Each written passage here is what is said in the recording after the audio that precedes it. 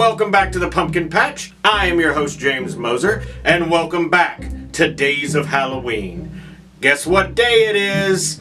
Streaming Fridays. Every Friday here on Days of Halloween, we choose one particular streaming service and feature picks just from them. So today's selections come directly from Tubi TV. That's right, it's pronounced Tubi. It's not Tubby. I did that a lot last season. I apologize. But let's jump on in and get to the 4 movie selections and the 1 other media selection. Our selection for the Halloween classic of the day goes to the 1993 film Needful Things. Look, Pumpkin Patch, when people find out that I'm not like a ride or die hard super fan of The Shining, they assume that I hate it. I don't actually hate The Shining, but I don't really think that it's the best Stephen King adaptation ever. But if I have to be the bad guy, I'm gonna put that hat on and I'm gonna ride straight up into the sunset knowing that this particular film is vastly superior as an adaptation than all others. But then again, I'm also kind of partial to it, so, you know, just one dude's opinion. I mean, honestly, I think probably the best adaptation is Maximum Overdrive, but we'll get to that later. This film was directed by Charlton Heston's son Fraser, and it tells the story of a new store that opens up in the small Maine town of Castle Rock. Does that sound familiar? Yeah, because it's the setting of most of Stephen King's stories. But this new store brings with it a new member of the town, a man by the name of Leland Gaunt, a very sweet gentleman who's really into playing pranks. And the name of his store is Needful Things. It's an antique store. It's very nice, it's very quaint, and it always seems to have exactly what people in town need, or what people in town think they need. The sheriff of the town is played by Ed Harris, and he's been noticing that people that go into Needful Things have a tendency to come out of Needful Things with some kind of item that grants them some kind of weird ability. It sort of grants wishes. It's a little odd, and it's starting to cause a little havoc up in his small Maine town. So whenever people go into the store, they're able to purchase these items, and it doesn't really cost a lot of money. But the devil, Leland Gaunt, usually asks for someone to play a prank for them.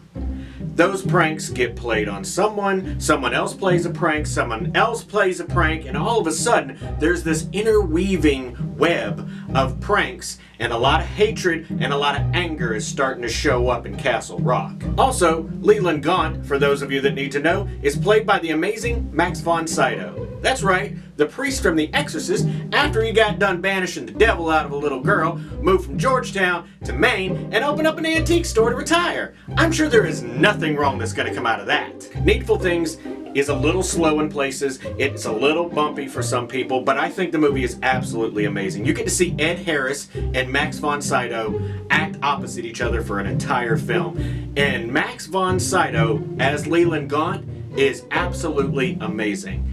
Is he the devil? I don't know, you're gonna have to find out. That's a theme in a lot of these episodes, now that I'm actually talking this through. Is he the devil? I think I've probably said that once or twice.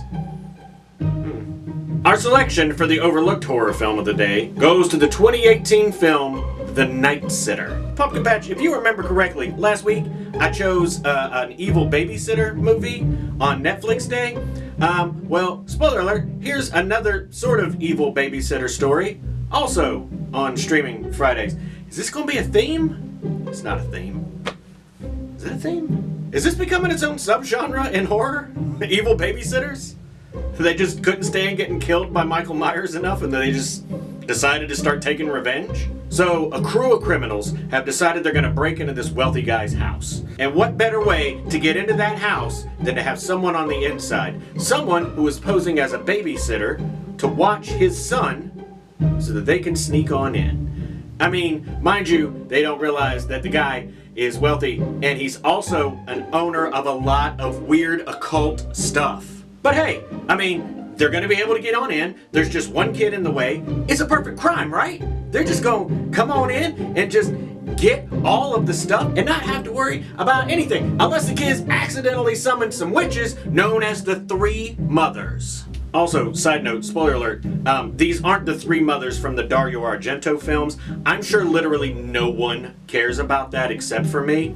but I think they're more of an homage to that. Just keep that in mind. I mean, unless you're an Italian horror film, and then in that case, please let me know down in the comments. There's a lot of comedy, there's a lot of tension. It's a really fun watch, and I think that you'll enjoy it. Just don't get any babysitters anymore. It seems like they're not on the straight and narrow anymore. Very gone are the days of Laurie Strode. Our first selection for the late night double feature picture show goes to the 2018 film Look Away.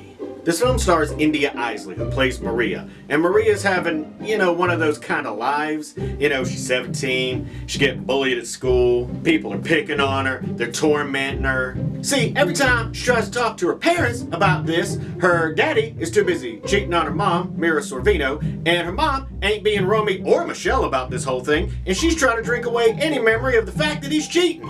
And let's make it double worse, because her father is Jason Isaacs, aka Big Daddy Slytherin. Well, Daddy Malfoy is a plastic surgeon, so when she finally gets an opportunity to talk to him about some stuff, he calls her down to his office, she goes on down, and to surprise her, he's gonna fix all her flaws.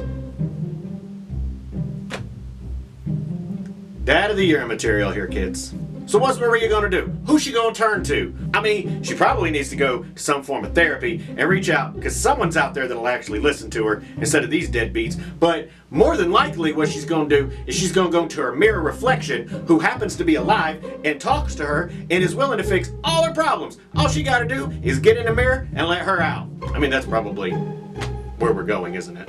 Just know going into this film, it's a horror drama. It takes a little while for the spooky stuff to start happening, but when it does, it's worth it. And it's got fantastic performances because, as I said, you got Daddy Slytherin in it. And even though you're a deadbeat husband and you're a terrible father and you're probably a pretty good plastic surgeon, so far as being Daddy Slytherin, I salute you, because I, myself, also a Slytherin. It got kind of lost in the shuffle, but it's found its way on Tubi, and you should definitely check it out. And just remember one other thing. Slytherin for life! Yes! And our next selection for the late night double feature picture show goes to the 2017 film Wish Upon. This film is about a 17-year-old girl named Claire who is bullied at school and is not getting any respect at home. Reading the same movie? Oh no. This is the one where her dad is a dumpster diver and it's super embarrassing and she doesn't know what to do. No one's noticing her. She ain't popular. People hate her. And then her dad comes home and gives her this wonderful gift that he dug out of the trash. It's a weird music box, but it just so happens to grant wishes. Is there a price for these wishes? Yes. Do people start dying from these wishes? That's a pretty specific question, but also yes. This is, after all, a horror film. But Claire has to pull herself together and stop making wishes. But then again, when you have the power to have anything in the world, are you gonna be able to stop yourself? No, really, seriously, could you stop yourself? Because, you get 7 wishes from this music box, and I think if you word those things just right, I think you could probably get just about... And our selection for the Halloween and other media goes to the anthology series, The Witching Season. Let me introduce you to this beautifully shot, fantastic little anthology series. Essentially, they're just short films.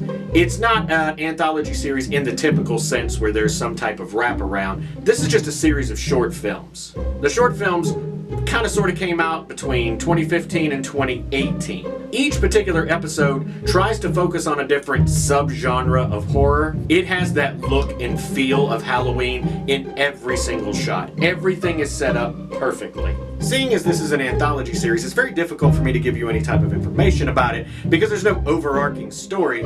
Each one is different. But one of these short films, They Live Inside Us, was so good that they spun that off into its own feature film, which was released last year. I highly recommend giving the series a try, even if you only watch 1 or 2 episodes. There's not a lot of episodes to it. Give it a try. If you're a fan of Trick or Treat or Tales of Halloween or any of those type of anthology things set at Halloween, I highly recommend it. It feels like the holiday. But hopefully when you're watching it, you won't have to worry about picking up any stitches. Is that right? Is that the joke I wrote? A Season of the Witch joke? I don't even understand why the stitch thing exists. I don't get it. What does that mean? I'm too afraid to ask what Picking Up Stitches is about. Can't believe I ended this on that. But that does it, Pumpkin Patch. This was our episode of Streaming Fridays for Tubi here on Days of Halloween. We hope that you enjoyed the episode. Let us know in the comments if you like these picks. Have you seen them? What do you recommend that we watch on Tubi TV? Tubi is going all in on Halloween this year, and they are purporting to have over 5,000 Halloween films and a lot of new and original creations just for Halloween. We are really looking forward to it. We're real big fans of Tubi here at the Fall Horsemen. We love all of the material that they have. We love being able to turn on Tubi and watch a ton of low-budget horror films, especially with Uncle Boo. That guy won't watch anything but low-budget horror films. If you like the episode, give it a like. And if you like what we're doing here at the Fall Horsemen, please click or treat. That's where you like, share, subscribe, and you ring that notification bell. But if all you do is watch the episodes, thank you. We love you, and we appreciate you. And we hope that you've been enjoying this episode. Now, we're putting out a ton of spooky content all month long, so please make sure that you stalk us on the social media sites to get all the breaking Halloween news, spooky news, haunted house news, news about Halloween candy. There's a lot of stuff coming out, and we love sharing it with spooky people like you. But thank you for watching Days of Halloween, and thank you for riding with the Fall Horsemen, where Halloween lives and fall is forever. And I'm gonna fire my writer, who is me, for making that stupid Season of the Witch joke. Alright, I gotta get this. Hold on. Gotta turn it off. Okay.